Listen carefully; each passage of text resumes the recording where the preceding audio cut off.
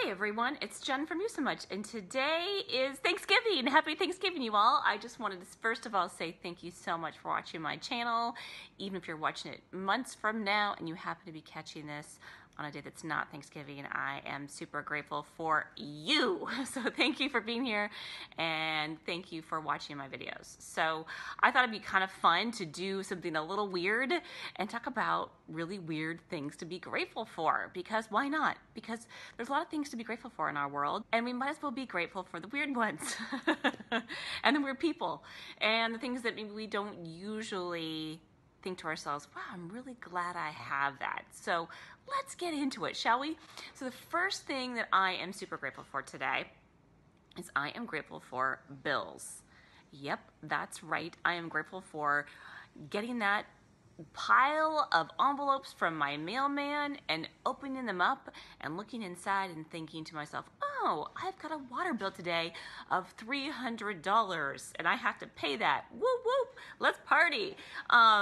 Okay, I know it sounds kind of funny, but the truth is that bills are really awesome if you really truly think about it, because we got this amazing thing that we are paying for. So someone, by the miracle of God, like decided, hey, let's set up this whole sewage system and this whole pipe system, and let's give running water to homes. And it's kind of amazing. Like really, truly, we can actually take a hot shower. We can like pour water into our pans in the sink and boil it for morning tea or making dinner or whatever. Running water is the most beautiful thing. And it wasn't that long ago that we didn't have running water. And so every time I pay my water bill, I think to myself, this is so awesome that we have running water and I am able to pay for it. And not only that, they gave it to me before I paid for it. They sent me this bill at the end of the month, and it's due like 30 days from then, and sometimes actually even later, because at least the way our water bills work here in the address that we live in, Portland, they usually only bill us like 5 times a year. Like really, it's like 2 months in one bill essentially. And it's great. It's great to have running water, and I am super grateful for that. So thank you, Mr. Water Company, and thank you for allowing me to have running water before I even paid for it. That's really cool. The second thing that I am grateful for today is I am grateful for knowing that I suck sometimes at stuff. And this sounds really funny, but it's kind of this really weird thing that as a writer, for example, when I write a sales page or a piece of copy or a TV ad or whatever, and I know it sucks, I think it's good that I know it sucks, right?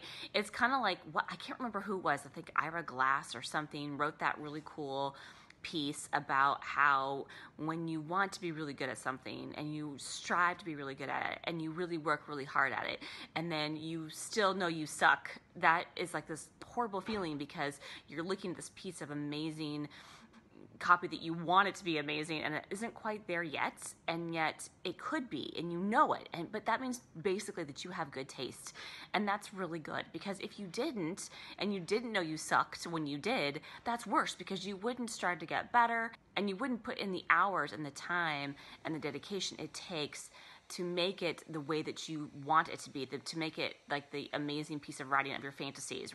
And that's definitely been the case for this video series. I really felt like I wanted this to be awesome. I wanted to try all these new awesome things and take my videos to the next level.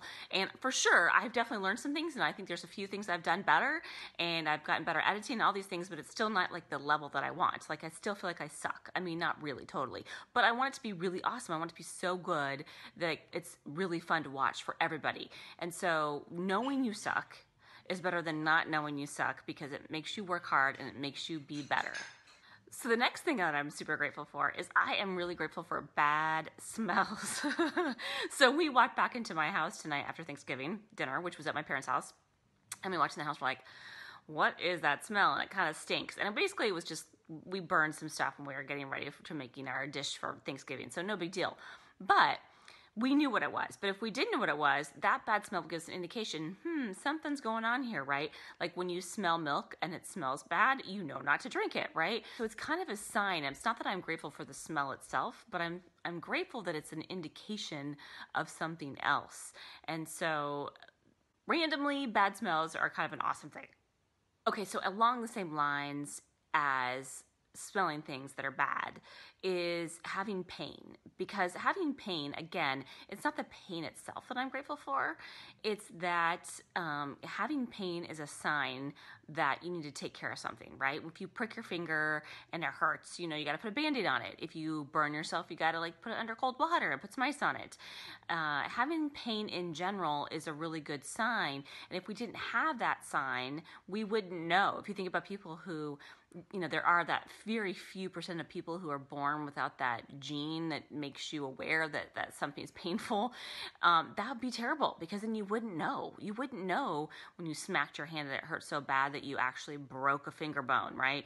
So it's good to have this pain, as much as it's terrible to experience the pain. But if we didn't have it, we wouldn't know. We wouldn't be able to take care of it. Something I'm really grateful for that I get once in a while, I don't have it every single night, is insomnia. I know a lot of people suffer from this a lot, and they've probably got other stuff going on in their life, and it's kind of a terrible thing if this is an ongoing thing. But for me, I really love it when I get it once in a while, because I get up and I use that time for something useful. So I either get up and I do some writing, or I'll get up and do some reading. I have my Kindle on my iPhone, and it's really awesome. I just get up and I think, okay, I can't go back to sleep, so I just pull out my phone and I start reading through a book that I've been really into. Sometimes I'll even just do a little bit of laying in my bed and meditation. I've even listened to podcasts on my earphones before when I've had insomnia. And I've even just sat there and fantasized before, right? I've done brainstorming for my business, or this is kind of random. The other night I had this dance piece that was going through my head over and over and over again. And so I just sat there in my head and closed my eyes and imagined all the different pieces of the choreography, and I went through that whole piece 10 times. It was like I was rehearsing for my dance in my head while I was in my bed, laying there comfortably, right? And so I think what can cause a lot of pain, especially for those of you who aren't getting a lot of sleep, is when you're freaking out about it, right when you're thinking, oh my God, I can't go back to sleep, and what am I going to do about this? And when you just really get yourself all wound up about it, rather than just saying to yourself, okay, how can I use this time efficiently and get some things done? And what I've noticed too is, especially when I pull up a book, that's probably my most common go-to. I'll pull up a book on my iPhone, start reading, and if I'm really tired, I'll just go back to sleep, because I'm somebody who really, if I am tired, I cannot read. In fact, I rarely read before I go to bed, because I just can't. I'll fall asleep in 2 seconds. And so that's a good indication for me. If I'm feeling sleepy, if I drop my iPhone, then I know I'm tired enough to go back to sleep. And if I'm not, then I'll just stay up and keep reading. I'll get some stuff done. I'll listen to some music. I'll, catch up on the latest show from James Altucher, my favorite podcast. There's so many awesome things you can do, even while just lying in your bed and doing nothing. Another really awesome thing to be grateful for is stress, which is really weird, right? Because I was just saying, when you're stressed out about not being able to go back to sleep, that's when it really sucks. So stress in itself can cause a lot of problems, right? But here's the thing about stress. Stress can actually cause these amazing reactions in your body that help you either fight or flight, right? If you are stressed out about something, your heartbeat increases. You become hyper aware and hyper focused, and you can get stuff done in a really quick amount of time. And for example, a deadline is a really great thing that increases the stress factor around something, that helps you get something done in a really quick amount of time. Stress can be super duper useful, but it also can be super harmful if it's prolonged. And so I think the key is to use your stress to help you out, and then figure out how you can let that stress go so that you can relax, so that on your downtime when you're not needing to get something done, that you can actually chill and not be stressed out anymore. Okay, this is gonna sound really funny, but another thing that I'm kind of grateful for is dirt. Let's get the dirt on this one, right? I really like dirt because I think when things get dirty, it just means it's time to clean up, right? And I think sometimes we neglect all that dirt that's piling up in the corner, and we don't take the time to clean it out regularly. So again, it's a sign that it's time for something new. It's time to refresh. It's time to clean off that corner. It's time to get rid of all that stuff that's been accumulating that you need to get rid of. It doesn't serve you anymore. And so let's get rid of the dirt. Let's clean. Let's have a cleaning day. Let's have a joyful time. I mean, that's the other thing too, is I think we get all weirded out about having to take time to clean, when cleaning can be a super fun process if we just view it that way.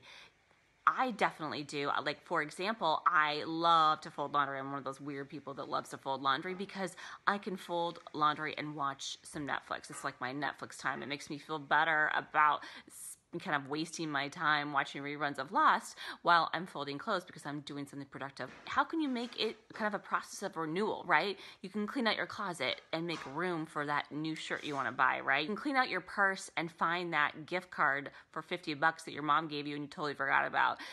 There's always some amazing things that happen when you are going through and cleaning out the clutter. I truly believe that there's all these awesome things that can happen just from cleaning the dirt. So I am grateful for dirt. Thank you, dirt. Come on over and help motivate me to clean some more. Okay, here's one a lot of you guys are gonna give me flack for. I just know it. But I really, really love traffic. So this is one of those things that my friends and I joke about. It's traffic, not traffic. Because really, most people hate traffic, right? It takes extra time. You're hanging out in your car. It's not the most comfortable place to be, especially if you have stuff you got to get done, if you have an appointment you're trying to get to, if you are like not listening to a fun radio station, you can't find a good song on the radio. It's just one of those things that it's frustrating. And then also it's frustrating because you can't just drive. I mean, driving is actually kind of a fun process. Well, I see traffic as this really kind of interesting thing that can allow you to have other things happening. So for example, you could just chill and do some brainstorming in your car.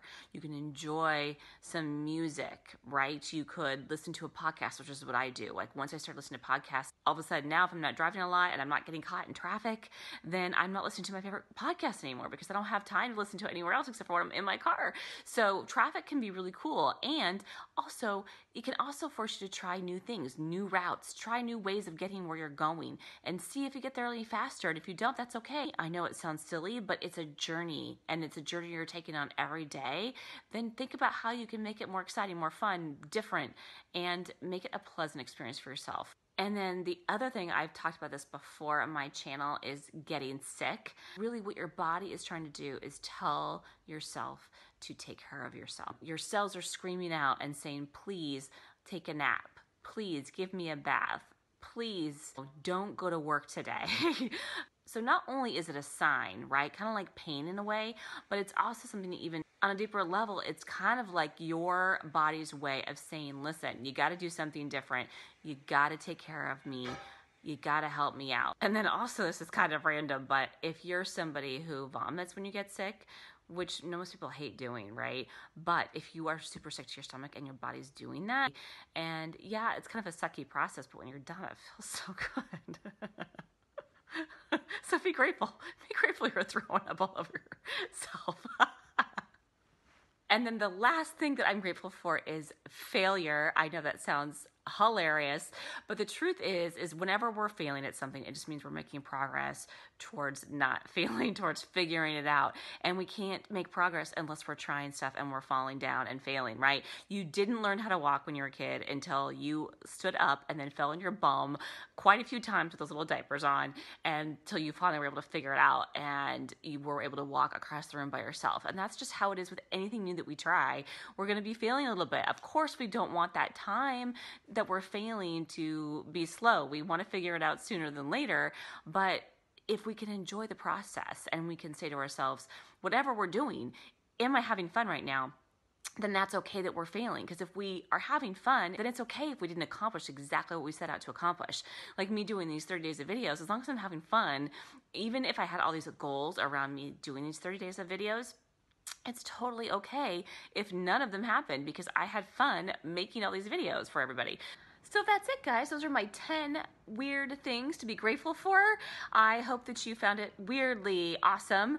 And I hope that you got my main point here, which is basically that we can be grateful for all these weird, horrible, terrible things even in our life. And I know it can be hard, especially if you're going through like a tragedy, but if you can find just one glimmer of good thing about it and really understand how it's actually serving you and serving your life, because the frustration and the anger are less likely to paralyze you when you can find this inspiration with gratitude. And one thing I will say too is that a friend of mine is starting a podcast. I cannot wait to hear it. And he's calling it Gratitude Hacks. And he's talking about all these different ways to be grateful and to express your gratitude to people around you. So I'll put the link for that podcast in the description below. And I'd love to know from you, what weird thing are you grateful for? I really look forward to hearing from you. Please share with me in the description below. And we'll see you guys again tomorrow. Oh my gosh, I cannot believe that the 30-day challenge is almost over. What am I going to do when it's all done? I guess you'll have to stay tuned and find out. Thanks, you guys. We'll see you tomorrow. Okay, bye. So be grateful. Oh my God.